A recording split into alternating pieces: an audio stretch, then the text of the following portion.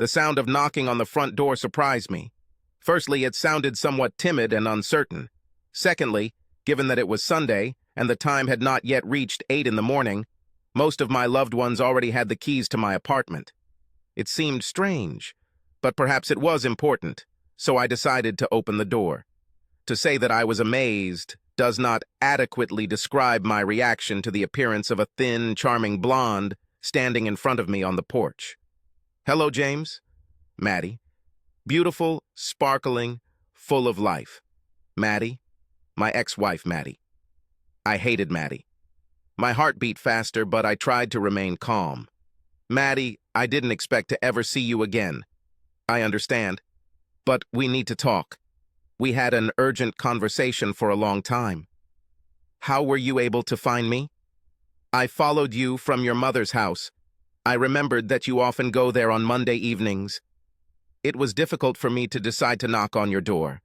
She smiled faintly.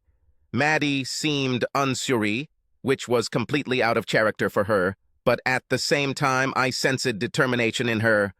"Can I come in?" "What do you want, Maddie?" "Please, James, just give me 5 minutes and then I'll leave." I took a dramatic breath, which was always the pinnacle of my resistance to Maddie. Then I closed the door and followed her into the living room. She looked worried, unusually worried, and I had no desire to save her. "So, what do you want?" I asked sharply. Maddie, with her big blue eyes, quickly scanned the room, but there were few clues. The apartment was new and the bedrooms, bathrooms, kitchen, and office took priority, so my personal belongings were still in boxes. She cast a significant glance at the sofa, but, having received no invitation, remained standing. Then she turned to me. "Could you offer me a cup of tea or coffee?" "You're not a guest, Maddie. Say what you want to say." "How are you doing, James? Is it true?" I chuckled. "Why do you care?" "I've always loved you, James, and I always will." "And that's why you constantly cheated on me with Tom?" Maddie sighed. "You know why. He was my first true love, my first boyfriend. We had a special connection. And you didn't consider it necessary to tell me about this before our wedding?" "I didn't think I would still have feelings for him. He joined the army. I haven't seen or heard from him for 14 months. And then I fell in love with you. But you continued to see him every time he returned to town. And this lasted for several weeks before our wedding. And it lasted for 3 years while we were married. Maddie, you never refused him, even when you swore allegiance to me. Those were the facts. Detectives found out everything in preparation for the divorce." Maddie lowered her eyes to the floor. She had to admit it. "Maddie, what do you want?" "I want to restore our family so that my husband can return. Ex-husband, and I won't go back. You destroyed our family, Maddie. I didn't want a divorce. You abandoned us. And then he didn't want to talk to me. I've been trying to talk to you for 2 years. I had nothing to say to you, and I had no desire to listen to your words. You chose Tom. So have it. I really wanted to be with you, but I wanted him too from time to time. I do not play such games. You couldn't make a choice, so I made the choice." Tears sparkled in Maddie's eyes. I couldn't say I understood her, but the relationship she wanted would be the death of me if I agreed. Everything was leading up to this. "You need to be there for your child, James." Emotions were raging inside me. The pain squeezed my temples, the pulsation in my ears intensified, and I could hardly think. "Beth is not my daughter." "The father is definitely Tom. That's what they said at the custody hearing. We could probably find a solution together." "So you can see Beth. I know you love her very much. But I'm not talking about Beth. We have a son. I named him Jimmy." Something inside me exploded. I don't know how I managed to stay on my feet because I don't remember anything about the next few minutes. My mind seemed to shut down to process this new blow.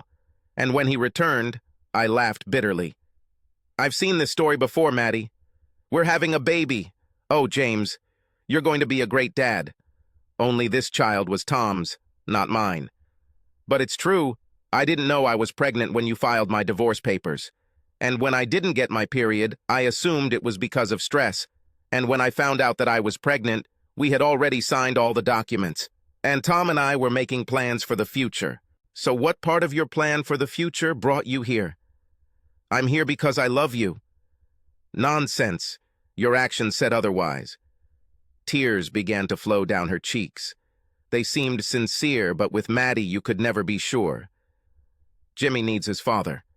And Beth misses you terribly. And me too. Beth was not even 2 years old when we broke up. She spent more time without me than with me. And you could have found me at any time since I moved. What's really going on, Maddie? She lowered her eyes again, and tears rolled down from her long eyelashes.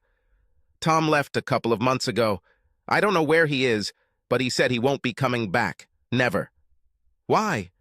Maddie hesitated. He couldn't accept that Jimmy was your son. I couldn't help but grin evilly. Well, then you made the wrong choice. James, please, I am begging you. The children and I love you. We should be a family. We belong to each other. It is important. Who is listed as the father on Jimmy's birth certificate? Tom. Maddie quietly squeezed out, and her face flushed. Then it seems you are looking for your husband in the wrong place. No, please, James, I really love you. You are the only husband I want. The only one I ever wanted. I swear to it. Maddie's face was contorted in agony, and she was breathing heavily as she sobbed, and there was a sense of deep regret in her sobs. I restrained myself from extending my hand in consolation. She seemed lost and pathetic.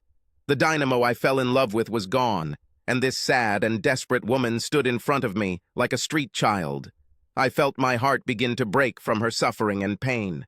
But I myself had no pain. The sound of the key being inserted into the front door lock saved me. I turned around with relief, and a smile of anticipation instantly appeared on my face. Sure enough, as if day followed night, the door swung open to reveal a slender, dark-haired creature in yoga pants and a puffy jacket, holding a bag of baked goods and a cardboard tray with 2 paper cups with lids. "You're home," I said, and smiled broadly. Sally smiled brightly, but then noticed Maddie and looked at me, puzzled. "Honey, this is Maddie." Then the realization came, and Sally's lips pressed firmly and curled into a cold smile that did not touch her expressive dark eyes at all. "Hello, Maddie. I've heard a lot about you. Maddie, this is Sally, my wife. I wasn't supposed to take pleasure in Maddie's suffering." Her eyes widened, then narrowed. She could only nod, sobs shaking her body. She walked past us and ran away without closing the door behind her. I carefully closed the door. "Honey, are you okay?" Sally looked deep into my eyes and lightly touched my cheek. To be honest, I'm a little scared. I knew I would see her again someday, but I never imagined it would be like this. Why did she come and what did she want? Reconciliation. Tom left, and she claims I'm her son's father. Oh no, James. Could this be true? Quite possible. When it became clear that she was not going to give up Tom, I immediately filed for divorce. We didn't have a lot of money, and I gave her everything she wanted to get her to sign. Perhaps she was pregnant and didn't know it. What will you do if this is true? I took the tray and bag from Sally and placed them on the kitchen island. Unbuttoning her puffy jacket, I hung it in the hallway closet, then hugged her. After kissing Sally, I caressed her soft lips with mine. I'll do what we always do, my love. Do the right thing. You yourself taught me this. If I'm the father of a child, then Maddie and I will look for the best way to support him. But this will be within the framework of our marriage. I will never return to her. Smiling, she disappeared into me. Sally became my rock after Maddie's betrayal. At the beginning of our relationship, I was hopeless, irritable, suspicious, and I reacted aggressively to even the slightest provocation, whether real or imagined. Sally accepted my wounds and showed me every day that I could trust her and share all my thoughts and feelings. She convinced me that I deserved love, that I could truly be loved. Based on Sally's kindness, tolerance, and unconditional love, we created a strong, loving, and passionate family. How much I love this woman.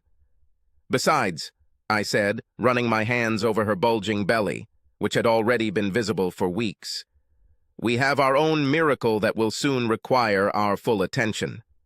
Sally gave me one of her gentle smiles. By the way, your future baby and I are very hungry. Where are your buns and tea? We laughed and, holding hands, headed towards the kitchen together.